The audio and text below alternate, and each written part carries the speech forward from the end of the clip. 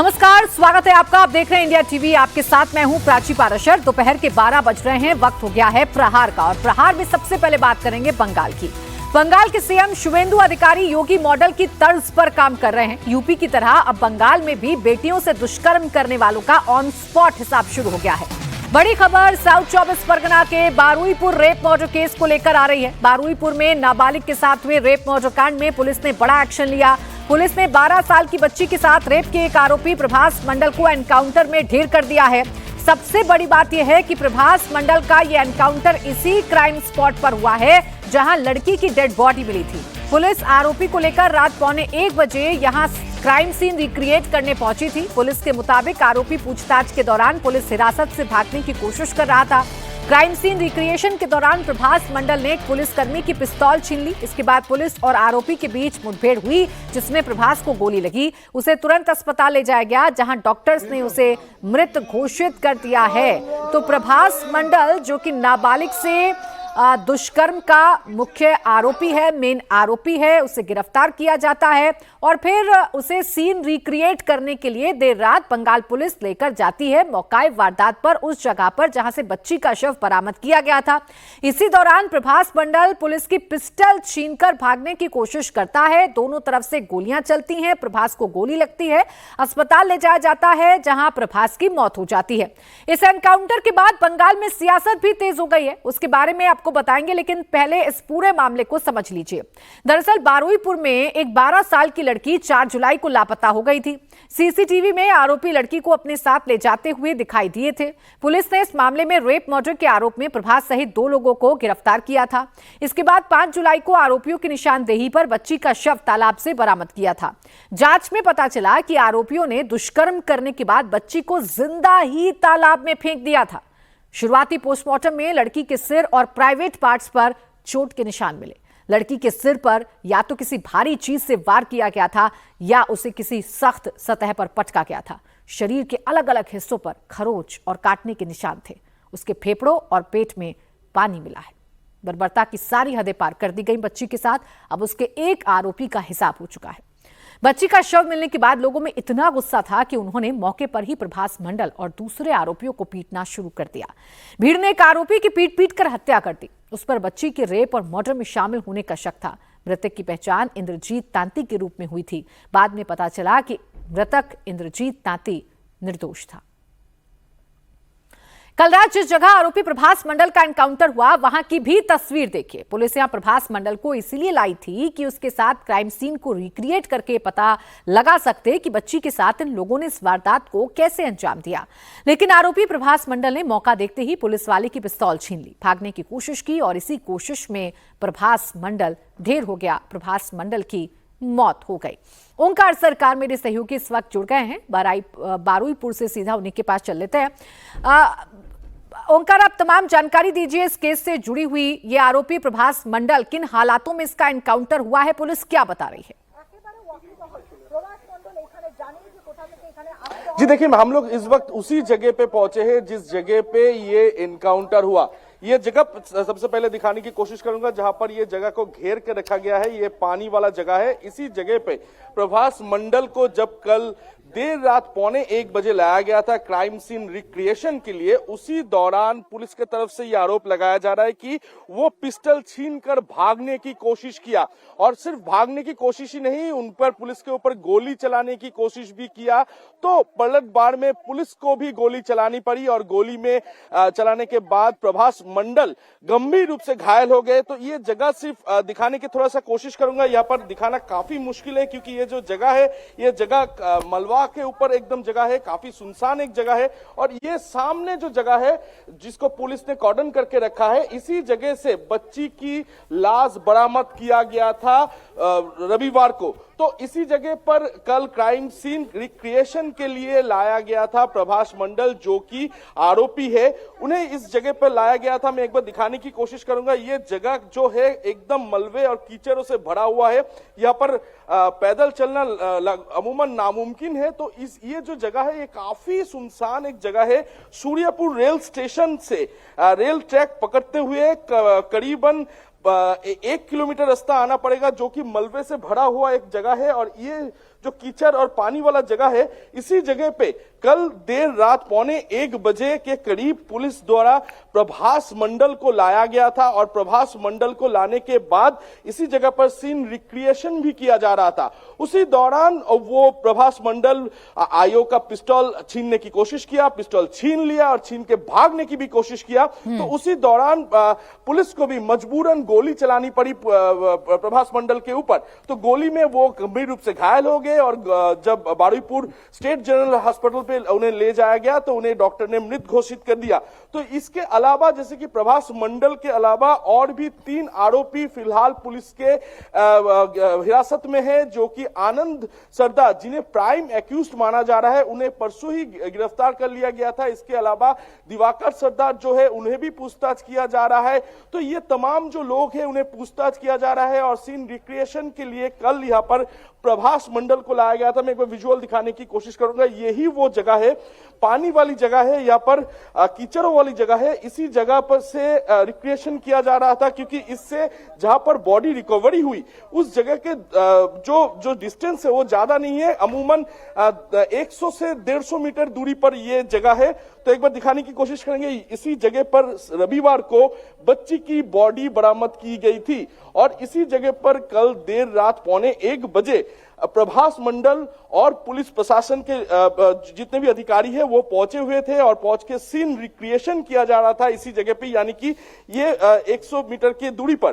तो तभी उसी दौरान प्रभास मंडल ने आयोग की पिस्टल छीनने की कोशिश की और पिस्टल छीन के भागने की कोशिश की और जिस दौरान पुलिस को मजबूरन उनके ऊपर गोली चलानी पड़ी और जब उन्हें घायल हालत में उन्हें जब बारुईपुर अस्पताल लेके जाया गया, उन्हें मृत घोषित कर दिया डॉक्टरों ने। बिल्कुल, देखिए जैसा आप बता रहे हैं ओंकार, ये वही जगह है जहां बच्ची को लाया गया था इन आरोपियों की तरफ से। हैवानियत की सारी हदें पार करते हुए बच्ची के साथ रेप किया गया और फिर उसे मरने के लिए इस नाले में छोड़ दिया गया, इस दलदल वाली जगह पर छोड़ दिया गया। अब एक एक आरोपी को पकड़कर उसका हिसाब किया जा रहा है। ये तो तय है ओंकार कि बदलाव पश्चिम बंगाल में हो रहा है। बच्चियों के साथ दरिंदगी करने वालों को अब छोड़ा नहीं जाएगा, गोलियों से भी उनका हिसाब होगा और जेल में रखकर भी उनका हिसाब होगा। जी देखिए, मुख्यमंत्री शुभेंदु अधिकारी ने कल एसपी ऑफिस में पहुंचे और पहुंचने के बाद उन्होंने ये साफ तरीके से कह दिया कि जितने भी लोग इन घटना के पीछे हैं उन्हें सख्त से सख्त कार्रवाई उनके खिलाफ किया जाएगा। और सिर्फ यही नहीं, जो लोग इंद्रजीत तांती मंडल को जिन्होंने पीटकर हत्या कर दी, उनके पीछे कौन है, उनके पीछे साजिश रचने वाला कौन है, सभी को पकड़ा जाएगा और एक एक का हिसाब भी होगा। इसके साथ साथ यही नहीं, ये पूरी जो घटना हुई उस दिन, जो वैंडलिज्म हुआ पूरी इलाके में, उसके पीछे अमूमन 200 लोगों की एक साजिश थी। ये मुख्यमंत्री शुभेंदु अधिकारी ने साफ कर दिया है। तो ये 200 लोगों को भी हिरासत में लिया जाएगा और इसके पीछे कौन है उसका जांच पड़ताल भी होगा। तो फिलहाल जैसे कि देखा जा रहा है कि ये जो मुख्यमंत्री का जो बात था उसके बाद ही देखा गया कि तुरंत एक्शन, क्योंकि डीजीपी को मुख्यमंत्री ने 72 घंटे के समय दिए थे रिपोर्ट तैयार करने के लिए और उसी बीच सीन रिक्रिएशन के दौरान ये पूरी जो घटना है, पूरी घटना घटी। यानी कि ये जिस जगह पे हम लोग इस वक्त है, इसी जगह पर बिल्कुल ओंकार, मुख्यमंत्री का संदेश बड़ा साफ है कि बेटियों के साथ अगर दरिंदगी की जाएगी तो उसके एक भी आरोपी, एक भी दोषी को छोड़ा नहीं जाएगा। शुक्रिया आपका तमाम जानकारी के लिए। अब देखिए, एनकाउंटर हुआ है तो इस एनकाउंटर पर सियासत होना भी लाजमी है। टीएमसी ने इस पर सवाल उठा दिए हैं। टीएमसी सांसद महुआ मोइत्रा ने एनकाउंटर को जंगल राज बताया और कहा कि बंगाली अब नए बंगाल का स्वागत करें जो यूपी 2.0 बन गया है। तो महुआ मोइत्रा ने बाकायदा सोशल मीडिया एक्स पर पोस्ट करके सवाल खड़े किए हैं और ये कहा है कि ये अब जंगल राज हो गया है और सीधे सीधे इस एनकाउंटर की तुलना उत्तर प्रदेश से कर दी है। इससे पहले कल बंगाल के मुख्यमंत्री शुवेंदु अधिकारी ने पीड़ित परिवार से मुलाकात की थी। इस दौरान सीएम ने डीजीपी को 3 दिन के भीतर पूरी जांच रिपोर्ट सौंपने का आदेश दिया था। शुवेंदु ने पुलिस से कह दिया कि अगर इस मामले में 1% भी लापरवाही हुई है तो जिम्मेदार अधिकारियों पर भी कार्रवाई की जाएगी। যত পুলিশের গাড়ি ভেঙেছেন, রেল লাইন উপড়েছেন, প্রায় অ্যাপ্রক্স 200 আইডেন্টিফাইড হয়েছে, প্রত্যেককে অ্যারেস্ট করা হবে। ফার্স্ট অ্যান্ড ফরমোস্ট হচ্ছে 4 জনের মধ্যে 3 জন ধরা পড়েছে, আরেকজনকে ধরতে হবে, ওটা আমরা করছি। রিগার্ডিং কম্পেনসেশন, রিগার্ডিং অ্যাসিস্ট্যান্স, আমরা দুটো পরিবারের উপরে ছেড়ে দিয়েছিলাম। ওরা কিছু কথা আমাকে বলেছে, আমি ডিজিপিকে 72 ঘন্টা টাইম দিয়েছি। তিনি আমাকে, আমি যা ফাইন্ডিংস পেয়েছি, ওনার যে অ্যাডমিনিস্ট্রেটিভ প্রসিডিওর রয়েছে, প্রসিডিওর অনুযায়ী একটা রিपोর্ট দেবেন। नाबालिग से रेप और मर्डर मामले में ऑटोप्सी रिपोर्ट भी आ गई है। रिपोर्ट में कहा गया है कि पीड़िता के फेफड़ों में गंदा पानी मिला है, यानी पानी में फेंके जाने तक वो जिंदा थी, क्योंकि फेफड़ों में पानी तभी मिलता है जब मौत डूबने से होती है। ऑटोप्सी रिपोर्ट में यह भी कहा गया है कि नाबालिग के प्राइवेट पार्ट्स पर चोट के कई निशान हैं। सिर पर गहरे घाव हैं जो किसी भारी चीज से मारे जाने या किसी सख्त जगह पर चोट लगने की वजह से हो सकते हैं। ऑटोप्सी रिपोर्ट में बताया गया है कि चोट से बहुत खून बह गया था। डॉक्टर्स के मुताबिक मौत की वजह बहुत ज्यादा खून बहना और डूबने से दम घुटना हो सकती है। नाबालिग से रेप और मर्डर केस में सियासी संग्राम जारी है। इसे लेकर पूर्व मुख्यमंत्री ममता बनर्जी शुवेंदु सरकार पर अटैकिंग मोड में हैं। कलकत्ता हाईकोर्ट के आदेश पर ममता बनर्जी आज दोपहर 2 बजे बालीगंज पारी से हजारा तक मार्च निकालेंगी, जिसमें 21 जुलाई को शहीद दिवस का समर्थन करने के अलावा वो बरुईपुर में हुई वारदात को लेकर न्याय की मांग भी उठा सकती हैं। आपको बता दें कि इससे पहले 6 जुलाई को ममता बनर्जी ने कैंडल मार्च निकाला था। इस दौरान उन्होंने सरकार पर हाउस अरेस्ट करने का आरोप भी लगाया था। दीदी ने आरोप लगाया था कि उन्हें पीड़ित परिवार से मिलने नहीं दिया गया। और अब एक बार फिर से कैंडल मार्च निकालकर ममता बनर्जी शुवेंदु सरकार पर हल्ला बोलने की तैयारी कर रही हैं। और अब बात करेंगे सुरक्षा बलों को मिली बड़ी कामयाबी की। जम्मू कश्मीर के शोपिया में बड़ी कामयाबी मिली है। लश्कर-ए-तैयबा का कमांडर जाकिर गनी मारा गया है। आतंकी जाकिर गनी किसी बड़ी आतंकी वारदात की फिराक में था। उसके पास से भारी मात्रा में हथियार और गोला बारूद बरामद किया गया है। मारा गया आतंकी जाकिर गनी कुलगाम का रहने वाला था और उसने साल 2024 में लश्कर ज्वाइन किया था। सुरक्षा बलों की हिट लिस्ट में उसे A+++ कैटेगरी का आतंकी घोषित किया गया था। पहलगाम आतंकी हमले से भी आतंकी जाकिर का कनेक्शन था। शोपिया में शनिवार को एक एंटी टेरर ऑपरेशन शुरू किया गया था। इस दौरान सुरक्षा बलों ने घने बाग में सर्विलांस कैमरे के जरिए 2 आतंकवादियों को देखा था, जिसमें से एक आतंकी जाकिर गनी को ढेर कर दिया गया है, जबकि दूसरे आतंकी लतीफ की तलाश में सर्च ऑपरेशन इस वक्त भी जारी है। शोपिया में कामयाबी की पुष्टि करते हुए जम्मू कश्मीर पुलिस ने पोस्ट किया है, जिसमें लिखा गया है कि तुम भाग तो सकते हो लेकिन छिप नहीं सकते। आतंकवादी को पकड़ने का यह ऑपरेशन जम्मू कश्मीर पुलिस, राष्ट्रीय राइफल्स और सीआरपीएफ ने मिलकर चलाया था। वरिष्ठ अधिकारियों ने पुष्टि की है कि गोली चलने की कुछ आवाजें सुनी गई और उसके बाद सुरक्षा बलों ने उनका जवाब दिया। इसके बाद की तलाशी के दौरान हथियार और गोला बारूद के साथ एक शव बरामद किया गया।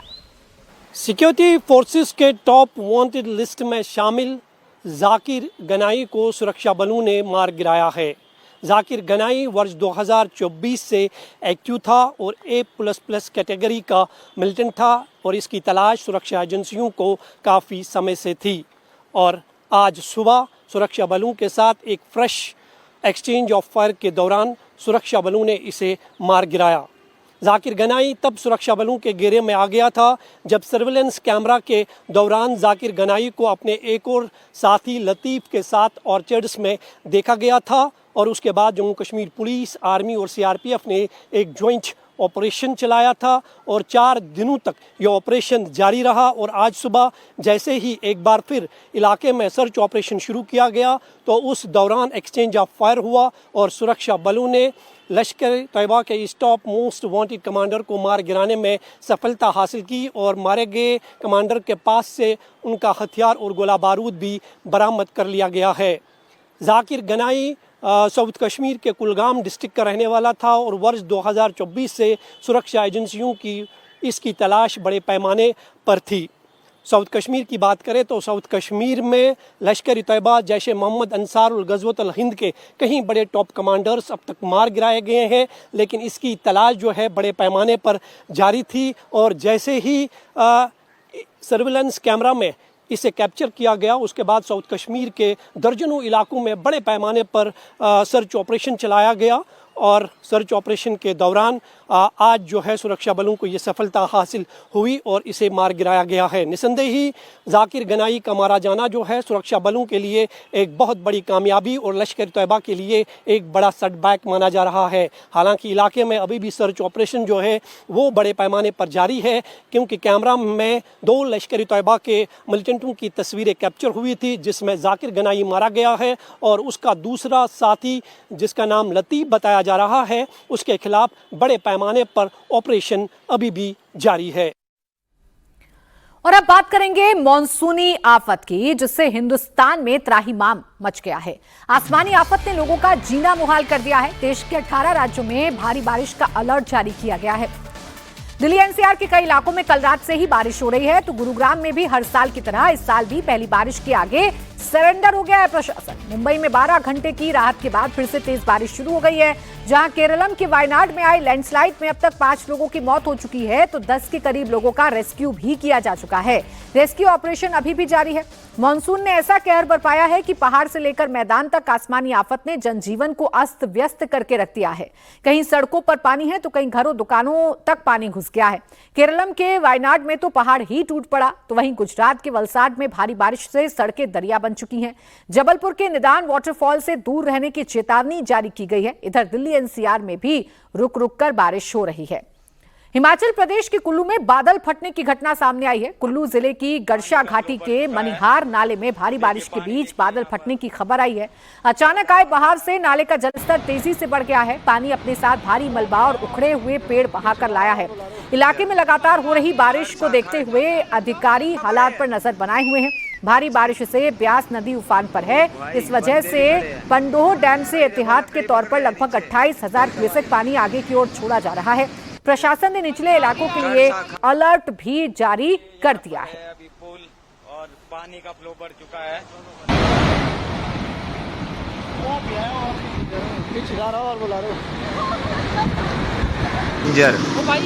गड़सा खड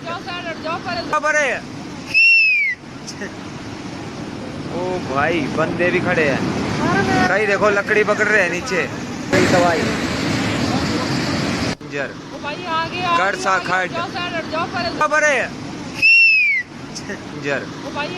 गड़सा खड। तो आपने पहाड़ी इलाकों का हाल तो देख लिया, अब आइए आपको मैदानी इलाकों का हाल भी दिखा देते हैं। हरियाणा की साइबर सिटी गुरुग्राम में पहली ही बारिश से हालात बिगड़ गए हैं। दिल्ली जयपुर हाईवे पर अभी भी लंबा जाम लगा हुआ है। NH 48 पर नरसिंहपुर के पास बड़ा गड्ढा हो गया है, जिसमें कई गाड़ियां फंस गई हैं। VVIP रोड पर भी पानी भर गया है। इधर हालात बिगड़ता देख गुरुग्राम में वर्क फ्रॉम होम का ऐलान किया गया है। NH 48 जो दिल्ली को जयपुर से जोड़ता है और ये काफी बिजी रहता है। लोकल ट्रैवलर्स भी इसी से होकर अपने अपने काम पर जाते हैं। कम्यूटर्स यहां से रोज दफ्तर जाते हैं, लेकिन बारिश तेज होने और व्यवस्था लचर होने के कारण गुरुग्राम में लोगों को खासी परेशानियों का सामना करना पड़ रहा है। अभी दिल्ली जयपुर हाईवे पर गाड़ियों की लंबी कतार लगी हुई है और हर मॉनसून में गुरुग्राम ऐसे ही नजर आता है, ऐसे ही जाम नजर आता है गुरुग्राम में। हर बार प्रशासन की तरफ से बड़े बड़े दावे तो किए जाते हैं, वादे भी किए जाते हैं, लेकिन पहली ही बारिश में पानी उन दावों की पोल खोल देता है। गुरुग्राम के सोहना रोड पर भी घुटनों तक पानी भर गया है। मुंबई को जोड़ने वाली सोहना रोड पर गाड़ियों की लंबी लंबी कतार लगी है। जल जमाव के चलते ट्रैफिक स्लो है। पानी में डूबकर ही गाड़ियों को इस इलाके से गुजरना पड़ रहा है। आपको एक रिपोर्ट दिखाते हैं मेरे सहयोगी कुमार सोनी। घुटने तक पानी, कई किलोमीटर लंबा जाम, ये तस्वीर कहीं और की नहीं बल्कि देश की साइबर सिटी कहे जाने वाले गुरुग्राम की है। इस वक्त हम गुरुग्राम में सोहना रोड पर मौजूद हैं। ठीक मेरे ऊपर आप देखेंगे ये एलिवेटेड रोड है जो सीधा गुरुग्राम से मुंबई को कनेक्ट करता है और यहां पर आप तस्वीरें देखें तो घुटने तक जो है पानी भरा हुआ है, जिसके चलते लोगों को अच्छे खासे जाम में फंस कर निकलना पड़ रहा है। टू व्हीलर वालों की इतनी हिम्मत नहीं है कि वो इस पानी में से अपनी जो है टू व्हीलर या स्कूटी या मोटरसाइकिल निकाल दें ताकि वो अपने अपने दफ्तरों तक जा सकें। अगर बात करें गाड़ियों की तो यहां पर आकर सिंगल लेन में जो है वो गाड़ी हो जा रही है, जिसके चलते पीछे लंबा जाम लगा हुआ है। ये देखिए, इनसे बात भी करने की कोशिश करते हैं। क्या नाम है भैया आपका? यहीं रहते हैं? क्या कहेंगे, ये साइबर सिटी है जहां पानी घुटने तक है? अब सर क्या कर सकते हैं, ये तो सरकार को देखना चाहिए ना, गवर्नमेंट को। हाँ। इसके बाद हिम्मत है इस पानी में से निकलने की स्कूटी लेके? खड़े हैं सर अभी तो 5-7 मिनट से पीछे ही। अब सोच रहे वापस बैग लेके फिर वापस उधर से होके आएंगे, घूम कर जाएंगे जी। आप भी, हम देख रहे हैं आपने भी अपनी मोटरसाइकिल वापस घुमा ली है। जी सर, क्यों? क्योंकि आगे हिम्मत नहीं पड़ी, गाड़ी बाइक बंद हो जाती है पानी के कारण। बड़ी समस्याओं का समाधान करना पड़ा है सर। जो बड़ी बाइक है हो सकता है वो निकल जाती है, जो छोटी बाइक है वो नहीं निकल पाती है। हाँ, पानी बाइक बंद हो जाती है, उसके बाद हम ड्यूटी पे नहीं जा पाते हैं सर। तो बिल्कुल आप तस्वीरें देखें तो लोग जो हैं इंतजार कर रहे हैं कि अगर पानी कम हो तो वो जो है आगे निकलें। तस्वीरें देखकर जो है वो आपको भी हैरानी होगी कि ये वाकई में साइबर सिटी या साइबर हब कहे जाने वाले गुरुग्राम की तस्वीरें हैं, जहां पर आप पानी देखिए, गाड़ी अगर निकल रही है तो आप पानी की बौछारें देखिए, लहर बिल्कुल उठ रही है। ऐसा लग रहा है कि बिल्कुल कहीं समुद्र किनारे जो है गाड़ियां चल रही हैं। तो तस्वीरें देखकर जो है खुद आप अंदाजा लगा सकते हैं, तस्वीरें खुद बोल रही हैं कि आखिर क्या हाल है दिल्ली से सटे गुरुग्राम का, जहां पर घुटनों तक जो है पानी भरा हुआ है, वो भी मेन रोड पर, जिसके चलते लंबा जाम लगा हुआ है। हरियाणा में लोग जाम से परेशान हैं तो मुंबई में बारिश के बीच पेड़ों का गिरना जारी है। मुंबई के अंधेरी इलाके में पेड़ गिरने से एक शख्स घायल हो गया। मुंबई में तेज बारिश हो रही है, इस दौरान अंधेरी सबवे के पास एक पेड़ गिरने की घटना दर्ज की गई है। इस घटना में आदेश गांवकर नाम का एक शख्स गंभीर रूप से जख्मी हो गया है। ये तस्वीर आप देखिए, ये वो शख्स है जो इस पेड़ के नीचे आ गया और गंभीर रूप से जख्मी हो गया है। हालांकि मौके पर खड़ी पुलिस वैन से उसे अस्पताल ले जाया गया, लेकिन आफत कैसे मुंबई वालों पर टूट रही है इस तस्वीर को देखकर अंदाजा लगाया जा सकता है। ये शख्स अपने मंजिल तक जाने के लिए निकला, लेकिन बीच में ही पेड़ इसके ऊपर गिरा और ये गंभीर रूप से घायल हो गया। फिलहाल इस वक्त हम अंधेरी सबवे के पास मौजूद हैं। अचानक से हमारे सामने ही एक पेड़ गिरा और एक शख्स के ऊपर ये पेड़ गिरा है। एक और बड़ी घटना हुई है पेड़ गिरने की मुंबई के अंधेरी में। सर क्या नाम है आपका, कौन थे आपके साथ? तिवारी है और वो मेरे कलीग है मिस्टर आदेश गायकर, जिनके ऊपर अभी झाड़ गिरा हुआ है। तो वो डेली रूटीन है उनका ऑफिस आने का, तो अभी जस्ट वो विरार से आ रहे थे तो उनके ऊपर रिसेंटली पेड़ झाड़ गिरा हुआ है। एक्चुअल हम लोग का वे वो वाला रास्ता है, बट वहाँ पे पानी भरा हुआ है, जिसकी वजह से हम ये वे से जा रहे थे। तो अभी अचानक सडनली उनके ऊपर झाड़ गिरा हुआ है, उनको लेके गए हैं हॉस्पिटल। तो हम लोग भी ऑफिस पहुँच के अभी निकलेंगे। फिलहाल इस वक्त अंधेरी में हम मौजूद हैं। ये अंधेरी सबवे के इलाका है और ये जो पीछे आप पेड़ का हिस्सा देख रहे हैं, ये पेड़ का हिस्सा जो टहनी है वो टूटकर नीचे गिरी। हमारी टीम भी यहाँ मौजूद थी, लोग भी मौजूद थे, सामने ही ये घटना हुई। कल ऐसी स्थिति में जब बीएमसी की तरफ से ये दावा किया गया था कि पेड़ों की कटाई छटाई ठीक तरीके से हो रही है, उसमें एक और टहनी यहाँ पर टूटकर गिरती है। आदेश गायकर नाम का शख्स गंभीर रूप से घायल होता है। अब सबसे बड़ा सवाल ये है कि इन घटनाओं के पीछे का जिम्मेदार कौन है। नवी मुंबई में भी तेज बारिश हो रही है, सड़कों पर लबालब पानी भरा हुआ है, जिसकी तस्वीर हम इस वक्त आपको दिखा रहे हैं। 12 घंटे की राहत के बाद एक बार फिर मुंबई में बारिश शुरू हो गई है। नवी मुंबई की तस्वीर हम आपको दिखा रहे हैं। झमाझम हो रही बारिश की वजह से जगह जगह पर जल जमाव हो जाता है, हाईवेज पर पानी भर जाता है, सड़कों पर पानी भर जाता है, जिसकी वजह से पहियों पर ब्रेक लग जाता है, रफ्तार पर ब्रेक लग जाता है। तो महाराष्ट्र में भी मानसून तबाही लेकर आता है। हर साल मानसूनी बारिश ऐसे ही आफत महाराष्ट्र में बरसाती है। बीएमसी, खासकर मुंबई की अगर बात करें तो बीएमसी करोड़ों रुपए खर्च करने का दावा जरूर करती है, लेकिन वो करोड़ों रुपए कब और कहां कैसे खर्च किए जाते हैं वो इन तस्वीरों को देखकर अंदाजा लगाना मुश्किल नहीं है। पुणे और उसके आसपास के इलाकों में भी तेज बारिश हो रही है। कई जगहों पर लैंडस्लाइड की भी खबरें हैं। लोनावाला और आसपास के घाट क्षेत्रों में 24 घंटों के भीतर 600 मिलीमीटर से ज्यादा मूसलाधार बारिश होने से कई जगहों पर लैंडस्लाइड हुआ है। लोनावाला में लैंडस्लाइड के बाद एक होटल के सिक्योरिटी गार्ड का शव भी मिला है।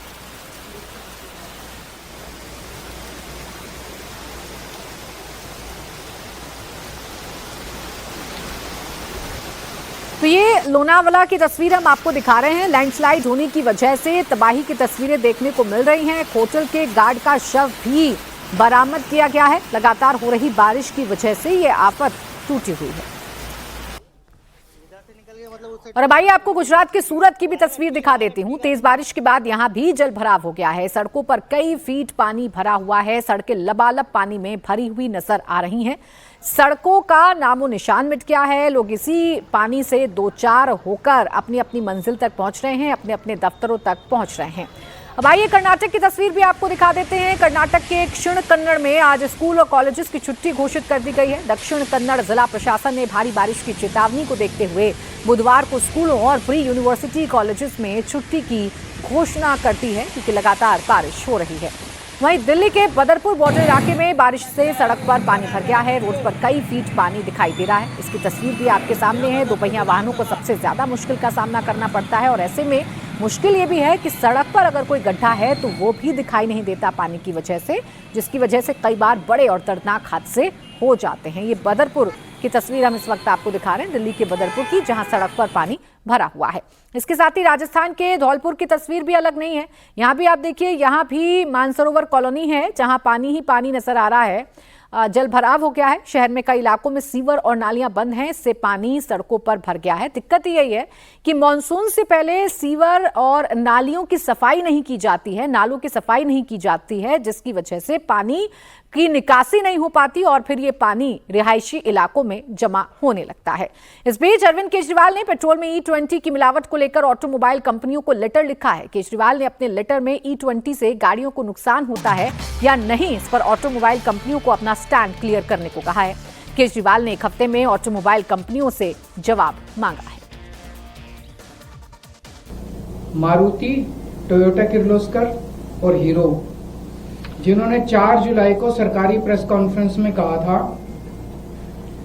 कि पुरानी गाड़ियों में अगर E20 इस्तेमाल किया जाए तो सेफ है। थोड़ी सी माइलेज गिरती है 3-4-5%, लेकिन कोई नुकसान नहीं होता गाड़ी को। तो इन लोगों को अलग से चिट्ठी लिखी है। ये वो चिट्ठी है जो इन 3 कंपनियों को लिखी है। इस चिट्ठी में लिखा है, जी आपने 4 तारीख को सरकारी प्रेस कॉन्फ्रेंस में कहा था कि पुरानी गाड़ियों में E20 का इस्तेमाल किया जा सकता है, थोड़ी सी माइलेज कम होती है 4-5%, लेकिन नुकसान नहीं होता गाड़ी को। लेकिन आपका ओनर्स मैनुअल कहता है कि किसी भी हालत में 2023 के पुरानी गाड़ियों में 10% से ज्यादा इथेनॉल ब्लेंडेड पेट्रोल इस्तेमाल नहीं होना चाहिए। तो ये दोनों पोजीशंस में आपकी कंट्राडिक्शन है। ये एक हफ्ते में आप क्लियर जवाब दीजिए कि क्या पुरानी गाड़ियों में E20 पेट्रोल इस्तेमाल किया जा सकता है? क्या उसकी वजह से केवल 4-5% ही माइलेज कम होती है और क्या उसकी वजह से कोई नुकसान नहीं होता? अगर ऐसा है तो उनसे 2 प्रश्न पूछे हैं कि अगर किसी की 5% से 10% से ज्यादा माइलेज लॉस हुआ तो क्या आप उस कंज्यूमर को कॉम्पेंसेट करेंगे? अगर E20 इस्तेमाल करने से अगर किसी कंपोनेंट को नुकसान हुआ तो क्या उस कस्टमर को कंपोनेंट का हर्जाना दिया जाएगा? ये चिट्ठी इन 3 कंपनियों को भेजी है। इसके अलावा 26 कंपनियों को जनरल चिट्ठी गई है, जिसमें हमने लिखा है, जी आपके प्रोडक्ट को इस्तेमाल कई लोग करते हैं, आपकी गाड़ी को, 2 व्हीलर को। ये वो जनरल चिट्ठी है जो सबको गई है। तो आप अपना स्टैंड क्लियर कीजिए। इस टाइम काफी कंट्रोवर्सी चल रही है E20 को लेके। योगी आदित्यनाथ एकदम फायर हैं, राहुल गांधी पर फायर हैं, अखिलेश यादव पर फायर हैं। राम मंदिर में चोरी करने वाले चोरों को रिमांड पर ले लिया गया है। 20 दिन में दूध का दूध, पानी का पानी कर दिया गया है। इसके बाद योगी आदित्यनाथ अपने विरोधियों पर बरसे। राम मंदिर वाली पिच पर अब पूरी तरह टर्न हो चुकी है। योगी अब अपने विरोधियों के पुराने पाप गिना रहे हैं। योगी आदित्यनाथ अब डिफेंसिव नहीं, ऑफेंसिव हो गए हैं। बचाव नहीं कर रहे, हमलावर हो गए। योगी आदित्यनाथ ने कुछ सवाल राहुल गांधी से पूछे और कुछ सवाल अखिलेश यादव से पूछे हैं। वो सवाल क्या हैं और क्या उन सवालों का जवाब राहुल और अखिलेश के पास है भी? वे साजिशें कर रहे हैं। तुम्हारी आस्था कब से अयोध्या पे हो गई? कांग्रेस को बोलने का कोई अधिकार नहीं। वक्त के नाम पर समाजवादी पार्टी और कांग्रेस के लोगों के मुंह पे फेविकोल क्यों लग जाता है? तुम कब से राम भक्त हो गए?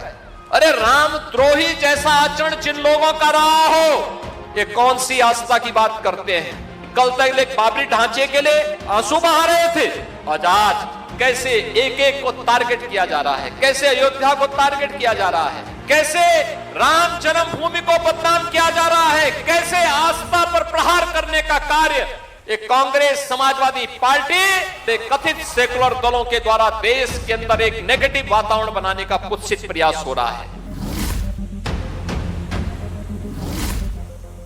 अखिलेश राम राम चिल्लाएं, राहुल राम राम चिल्लाएं, योगी आदित्यनाथ बाबर लेके आए नए नए सियासी राम भक्तों। राहुल अखिलेश पर योगी आदित्यनाथ का अब तक का सबसे तीखा, सबसे पावरफुल, सबसे डायरेक्ट हमला। राम मंदिर दान चोरी केस खुलासे के 30वें दिन सिर्फ 30 मिनट में बाबा ने बाबरी सेना से लिया बदला।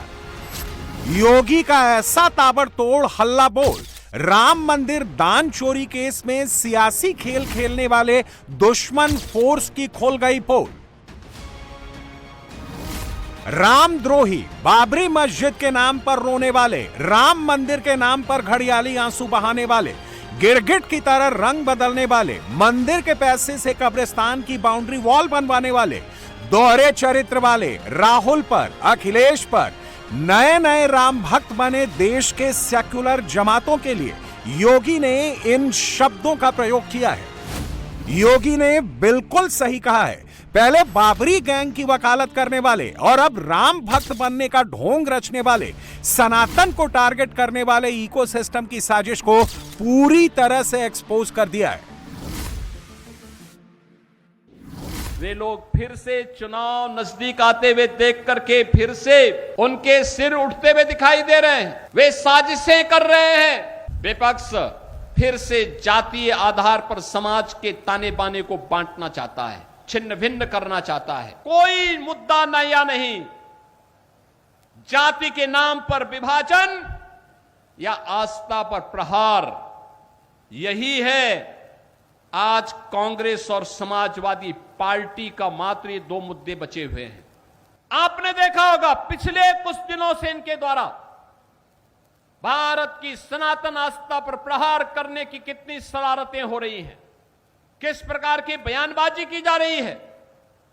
याद करिए, जो कांग्रेस कहती थी कि राम हुए ही नहीं, जो कांग्रेस कहती थी कि कृष्ण हुए ही नहीं, अयोध्या में जो कांग्रेस, जो समाजवादी पार्टी बाबरी ढांचे का समर्थन करके उसके लिए घड़ियाली आंसू बहा रही थी, आज वही कांग्रेस और समाजवादी पार्टी गिरगिट की तरह कैसे रंग बदली है अब आप देख रहे होंगे। अब कह रहे हैं अयोध्या में आस्था के साथ खिलवाड़ हो रहा है। अरे आस्था के साथ कौन खिलवाड़ हो रहा है तो बताओ पहले। और तुम्हारी आस्था कब से अयोध्या पे हो गई है? ये राम भक्त बोले कि हमारी आस्था अयोध्या पर है, इनको बोलने का अधिकार है। इन्होंने, इनके पूर्वजों ने अयोध्या के लिए लड़ाई लड़ी है, ये बोल सकते हैं, लेकिन कांग्रेस को बोलने का कोई अधिकार नहीं है। जो कांग्रेस राम के अस्तित्व को नकारती थी, जो समाजवादी पार्टी राम भक्तों पर गोली चलाती थी, वे आस्था की कौन सी बात कर रहे हैं? जो धार्मिक हिंदू विरासत से जुड़े हुए धार्मिक स्थलों के पुनरुद्धार का पैसा कब्रिस्तान की बाउंड्री वॉल पर खर्च कर देते थे, वे लोग कौन सी आस्था की बात कर रहे हैं? और यही प्रश्न आपको करना चाहिए समाजवादी पार्टी और कांग्रेस के लोगों से। उनसे पूछना चाहिए, वे जब तुम्हारी सरकार थी तब तुम राम भक्तों पर गोली चलाते थे, जय श्री राम बोलने पर लाठी डंडा चलाते थे, कांग्रेस सुप्रीम कोर्ट में तक बोलती थी कि राम तो हुए ही नहीं।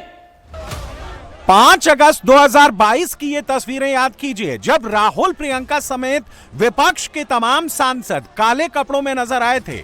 तब अमित शाह ने यह तक कहा था कि कांग्रेस ने 5 अगस्त के दिन को इसलिए चुना ताकि वो काले कपड़े पहनकर अपने मुस्लिम वोट बैंक को मैसेज दे सके कि कांग्रेस उनके साथ है। यह दिन इसलिए इंपॉर्टेंट था क्योंकि 5 अगस्त 2020 को ही अयोध्या में राम मंदिर निर्माण की आधारशिला रखी गई थी। और अब पिछले 30 दिनों से कांग्रेस का वही इकोसिस्टम राम नाम की रट लगा रहा है, खुद को सबसे बड़ा राम भक्त बता रहा है और उसकी आड़ में मोदी योगी पर निशाना लगा रहा है। खुद को सबसे बड़ा राम भक्त साबित करने की इस रेस में समाजवादी पार्टी भी पीछे नहीं है। तुष्टीकरण की सियासत करने वाली सपा भी अब राम के ही भरोसे है। अखिलेश भी राम की भक्ति में लीन हो गए हैं और अब राम के नाम के ही सहारे 2027 के सपने देख रहे हैं। राम मंदिर दान चोरी केस में विपक्ष कैसे शुद्ध रूप से सियासत कर रहा है, ये आप यूपी कांग्रेस के अलग अलग पोस्टर्स में देख सकते हैं, जो पहली लाइन में चंदा चोर और चढ़ावा चोर वाली स्क्रिप्ट लिखती है और दूसरी लाइन में गद्दी छोड़ वाला नैरेटिव फिट करती है। राम नाम के बहाने योगी के खिलाफ हर दिन कुछ ना कुछ ऐसा कहा जा रहा है, लिखा जा रहा है, जिसमें सियासी साजिश की बू आ रही है। और ये साजिश योगी विरोधियों की टाइमलाइन पर साफ साफ नजर भी आ रही है। कांग्रेस पार्टी को तो राम अचानक इतने अच्छे लगने लगे हैं, कांग्रेस को अचानक राम मंदिर की फिक्र इतनी सताने लगी है कि अब वो उत्तर प्रदेश में गांव गांव, शहर शहर बैनर पोस्टर लेकर सद्बुद्धि यात्रा पर भी निकल चुकी है। बहराइच, मुजफ्फरनगर, अंबेडकर नगर, अमेठी, प्रयागराज, कानपुर देहात, अयोध्या, फतेहपुर, रामपुर, मुरादाबाद, बुलंदशहर, हापुड़, देवरिया, सिद्धार्थनगर, गोरखपुर, मिर्जापुर, मथुरा, चंदौली, राहुल की पार्टी हर कोने में राउंड लगा रही है। कांग्रेस पार्टी पूरे जोर शोर से राम के नाम को 2027 के यूपी इलेक्शन में भुनाने की कोशिश में है। अखिलेश की पार्टी भी उसी फिराक में है, इसीलिए सबकी टाइमलाइन पर इतना राम राम हो रहा है और ये सब योगी के खिलाफ सियासी प्लान का ही हिस्सा है। ये अयोध्या को कलंकित किया गया है, ये सौदा इनके लिए, भारतीय जनता पार्टी के लिए बहुत महंगा पड़ेगा। किसी को नहीं छोड़ा, ये किसी को नहीं छोड़ेंगे। ये महान भ्रष्ट लोग हैं और धर्म का व्यापार कर रहे हैं। महाकाल के मंदिर का घोटाला और राम मंदिर घोटाला, शिव जी को, ये हमारे राहुल गांधी शिव भक्त हैं, उनके मंदिर में भी घोटाला, और राम भक्त दिग्विजय सिंह है, उनके मंदिर में घोटाला। इसलिए हम उस घोटाले को पकड़ने के लिए अधर्म पर धर्म की विजय हमारी मांग है। ये जो राम मंदिर में जो चोरी हुई है, घोटाले हुए हैं, जमीनों को लेके भी और चंदे को लेके, चढ़ावों को लेके, वो इश्यू पूरे देश के हर गांव में पहुंच गया। अब इनका चाल भी सामने आ गई, इनकी चेहरा भी आ गया, चरित्र भी आ गया। तो चाल, चरित्र, चेहरा जो है ये पूरी तरह एक्सपोज हो गए हैं उसके अंदर भी, और अब पूरा देश समझ चुका है इनको। योगी के सियासी दुश्मनों का प्लान छिपा नहीं है, सब कुछ साफ साफ दिख रहा है। योगी के विरोधी हाथ में बैनर पोस्टर लेकर गांव गांव, शहर शहर ऐसे ही नहीं घूम रहे, वो राम मंदिर दान चोरी केस के नाम पर एजेंडा ड्रिवन पॉलिटिक्स कर रहे हैं। हर दो लाइन में योगी को टारगेट कर रहे हैं, मोदी का नाम ले रहे हैं। मगर क्या विपक्ष के ऐसे हथकंडों से देश की जनता बहक जाएगी? क्या सच्चे राम भक्त दशकों से राम का विरोध करने वाली पार्टियों के झांसे में आ जाएंगे? इसका जवाब है नहीं। और ऐसा क्यों होगा, ये खुद योगी आदित्यनाथ से सुनिए। अयोध्या में श्री राम जन्मभूमि में घटना घटित हुई। ट्रस्ट ने बड़ी विनम्रता के साथ उत्तर प्रदेश सरकार को लिखा कि ट्रस्ट में ऐसी घटना घटित हुई है, अगर हम सफाई देंगे तो हो सकता है लोगों को विश्वास न हो, और हम चाहते हैं कि उत्तर प्रदेश सरकार एक हाई लेवल की एसआईटी गठित करे और उस एसआईटी के माध्यम से सच्चाई समाज के सामने आनी चाहिए। हमने तत्काल एक एसआईटी गठित की। एसआईटी जब तक गठित नहीं हो रही थी तब तक समाजवादी पार्टी, कांग्रेस और अन्य सेकुलर दल कहते थे कि एसआईटी गठित होनी चाहिए। हमने गठित कर दी, फिर उन्होंने दूसरी डिमांड करनी शुरू कर दी। पिछले एक महीने से हम सबके पावन धाम अयोध्या को बदनाम करने के लिए समाजवादी पार्टी और कांग्रेस ने कैसे मुहिम चला रखी है। अयोध्या के बारे में तो मैंने पिछले दिनों ही कहा था, अयोध्या में श्री राम जन्मभूमि तीर्थ क्षेत्र न्यास ने उत्तर प्रदेश सरकार से एसआईटी के गठन की बात की थी, और मैंने कहा था एसआईटी दूध का दूध और पानी का पानी करके रहेगी। और बहनों और भाइयों, अयोध्या में एसआईटी ने जो जांच की प्रारंभिक रिपोर्ट के आधार पर ट्रस्ट ने कार्रवाई करते हुए एफआईआर दर्ज कराई। एफआईआर के आधार पर जिनके खिलाफ साक्ष्य थे उसके आधार पर कार्रवाई भी हुई है। आज की अयोध्या हरेक को आकर्षित करती है, दुनिया को आकर्षित करती है, और यही तो पीड़ा विपक्ष की है कि न चाहते हुए इनके दुष्प्रचार के बावजूद भी इतने लोग अयोध्या कैसे आ रहे हैं। उनको चिंता इस बात की है। अब यह देश कांग्रेस और समाजवादी पार्टी के चंगुल में नहीं फंसने वाला है।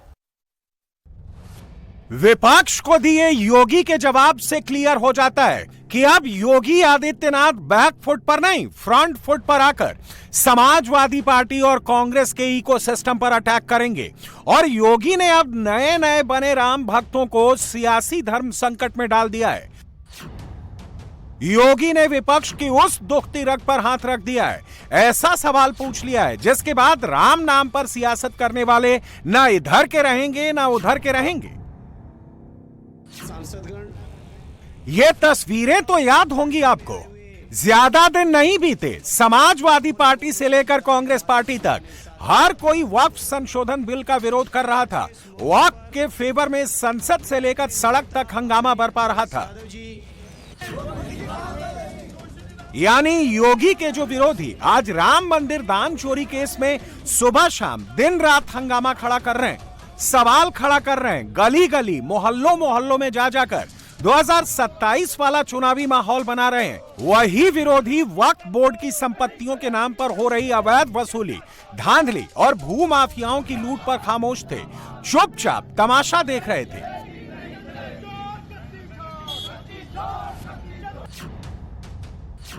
और जब उस लूट पर लगाम लगाने के लिए वक्फ संशोधन बिल लाया गया तो विरोधियों को अपने वोट बैंक की याद आ गई। इस इकोसिस्टम को तब वक्फ बोर्ड की संपत्तियों के नाम पर हो रही लूट खसोट नहीं दिखी। राहुल को तब वक्फ की संपत्तियों के नाम पर हो रही अवैध वसूली और धांधली नहीं दिखी। तब राहुल ने लिखा वक्फ बिल मुसलमानों पर हमला करने के लिए लाया गया है। तब राहुल ने कहा कि वक्फ बिल मुसलमानों के खिलाफ एक हथियार है जिससे उनके पर्सनल लॉ और प्रॉपर्टी राइट्स पर खतरा आ जाएगा। तब अखिलेश को भी राम मंदिर दान चोरी केस की तरह वक्फ की संपत्तियों के नाम पर हो रही लूट नहीं दिखी। जानते हैं तब समाजवादी पार्टी क्या कर रही थी? वो वक्फ की संपत्ति में हो रही लूटपाट के खिलाफ लाए गए बिल के विरोध में धरने प्रदर्शन कर रही थी। दिल्ली के जंतर मंतर से लेकर all India Muslim personal law board के विरोध प्रदर्शन तक सपा के सांसद हर जगह पहुंच जाते थे। वो वहां वक्फ के नाम पर हो रही लूटपाट पर एक शब्द नहीं बोलते थे, उल्टे उस लूटपाट को एक तरह की मौन स्वीकृति देते थे। वक्फ की संपत्तियों को लूटने वाली सोच को गले लगाने वाला यही इकोसिस्टम आज राम मंदिर दान चोरी केस पर इतना शोर मचा रहा है, योगी विरोधी बैनर पोस्टर बना बनाकर फैला रहा है। योगी ने अब ऐसे सारे चेहरों को पूरी तरह से बेनकाब कर दिया है। राहुल अखिलेश का असली एजेंडा एक्सपोज कर दिया है।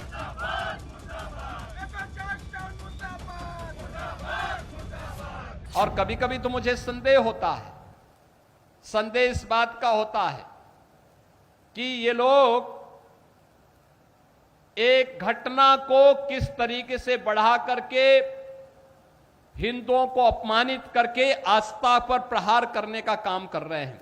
मैं समाजवादी पार्टी और कांग्रेस के लोगों से पूछना चाहता हूं, अयोध्या में जिस कथित चोरी पर तुम हिंदू आस्था पर खिलवाड़ कर रहे हो, एक भी बार बताओ वक्फ के नाम पर हजारों हेक्टेयर लैंड प्रदेश में भी और देश के अंदर भी बेची गई। इन्होंने वक्फ के नाम पर उस लैंड को कब्जा करवा करके बेच करके और कुछ चुनिंदे लोगों ने वक्फ के नाम पर उस लैंड का वारा न्यारा किया है। एक भी बार कांग्रेस और समाजवादी पार्टी बोली नहीं, एक भी बार बोली नहीं। मैं कहता हूं वक्फ के नाम पर समाजवादी पार्टी और कांग्रेस के लोगों के मुंह पे फेविकोल क्यों लग जाता है? क्यों इनका मुंह बंद हो जाता है? क्या इसका जवाब कांग्रेस और समाजवादी पार्टी के लोग देंगे? और यह प्रश्न हम में से हर जागरूक नागरिक को इनसे करना चाहिए। इन लोगों से प्रश्न पूछा जाना चाहिए, तुम्हें क्या अधिकार है? इनकी पीड़ा तो यह थी कि जहां पे ये बाबरी का गुलामी ढांचा देखना चाहते थे, आज आप सबके पुरुषार्थ से वहां भगवान राम का दुनिया का सबसे बड़ा मंदिर खड़ा है। और यही तो पीड़ा समाजवादी पार्टी की है। उनकी पीड़ा तो यह है, उनकी पीड़ा आस्था नहीं है। और इसीलिए मुझे देख के लगता है अब तो इन सपाइयों से, इन कांग्रेसियों से गिरगिट भी शर्मा रहा होगा कि भाई देखो, कम से कम एक नई प्रजाति आ गई है कि जो हमसे तेजी के साथ रंग बदलती है। और ये इन लोगों के दोहरे चरित्र से आप अनुमान लगा सकते हैं। योगी के विरोधियों का दोहरा चरित्र अब पूरी तरह देश के सामने आ गया है। जो इकोसिस्टम वक्फ की संपत्तियों में हुई लूटपाट पर खामोश रहे और राम मंदिर दान चोरी केस पर इतना शोर मचाए, उसका सीधा सीधा मतलब ही ये है कि ये सब कुछ 2027 वाला पॉलिटिकल प्रयोग है। ये सब कुछ हिंदुओं को योगी के खिलाफ करने वाला प्लॉट है। उनकी भी कठिनाई ये है कि 27 में चुनाव होने वाला है, तो वो सोच रहे हैं कि इस मामले में जितना असंतोष खड़ा कर सकते हैं कर लें। वो अब राम भक्ति से शुरू करते हैं प्रेस कॉन्फ्रेंस। ये 2027 के चुनाव की तैयारी है, इसलिए जो लोग इस तरह के प्रश्न उठा रहे हैं, उसमें से जो कपटी और स्वार्थी हैं, समाज उनको पहचान रहा है, समाज उनको दंड देगा।